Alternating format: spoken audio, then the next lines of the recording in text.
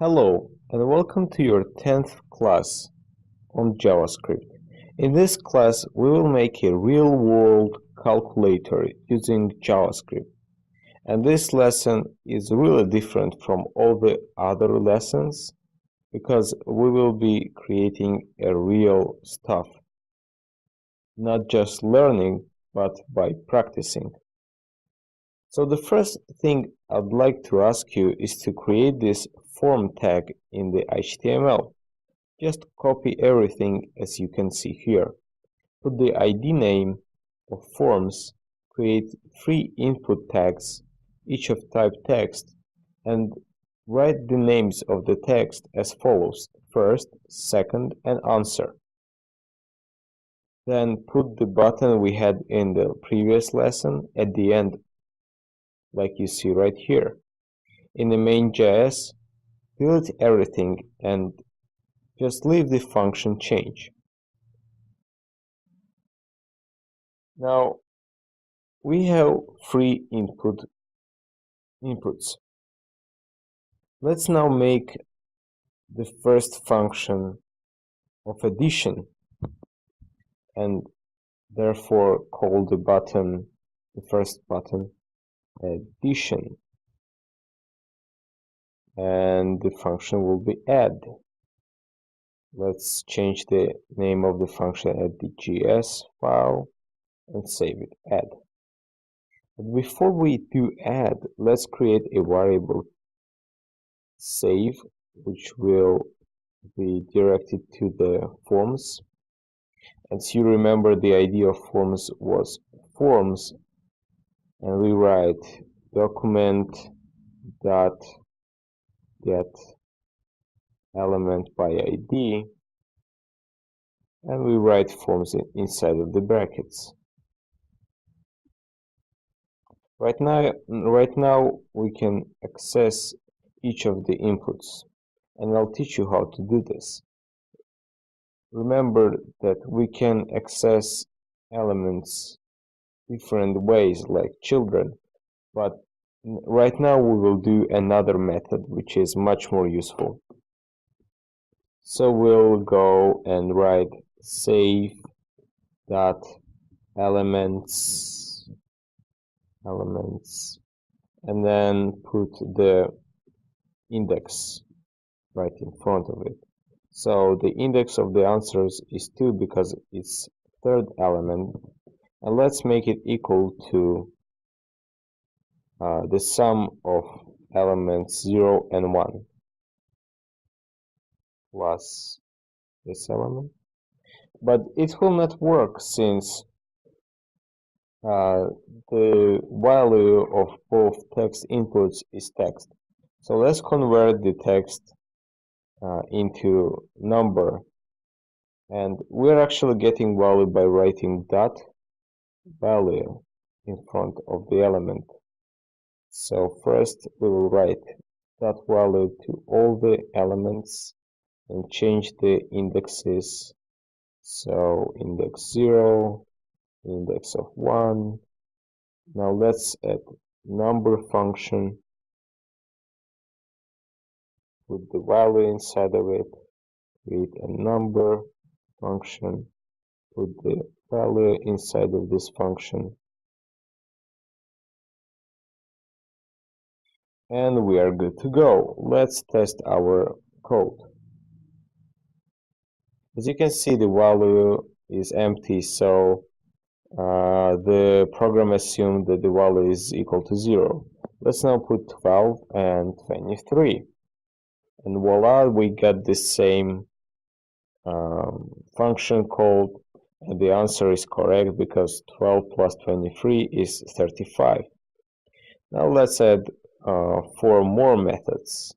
Let's add the method of multiplication, division, and subtraction. So let's subtract one from another and put minus. Let's multiply, move for short multiplication. Multiply. Divide and divide. And here we need to create also 3 more buttons with subtraction, multiplication, and division. You can put them in any order really. Divide, multiply, let's name them, right? Multiply and subtract. Let's put sub for short.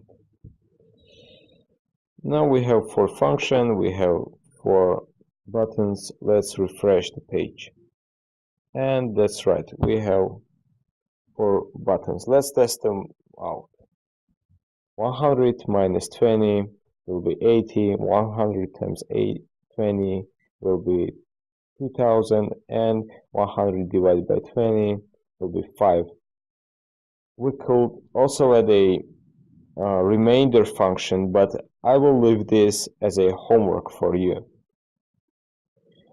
And also, I want to add one simple feature which will check for one error, which is division by 0.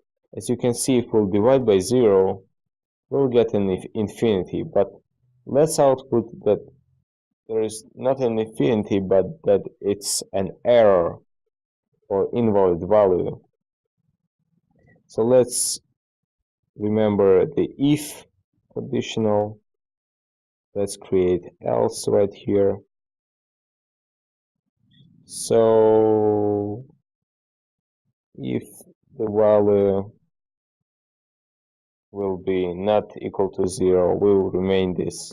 We'll make this the same, but let's check the number of the second element right here.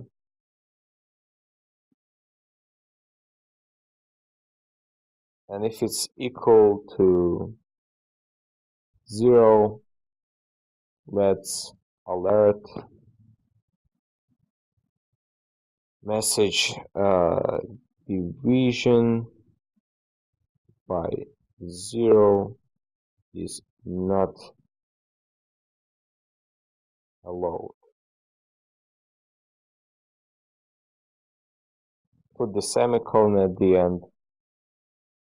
And also, let's make the value of 2 equal to error invalid value. And put semicolon at the end. Now let's test our code. Let's put 100 or 1001 and divide it by 0.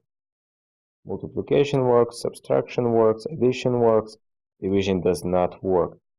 As you can see, we have a message of error. Division by 0 is not allowed. Okay, so error invalid value. Our program works perfectly. And at the end, I want to give you a homework so that you'll practice more. You should add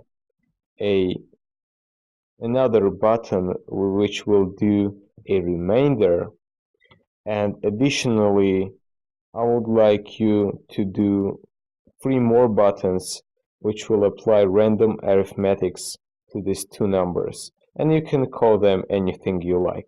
This will be a good practice of JavaScript and using JavaScript to edit the HTML.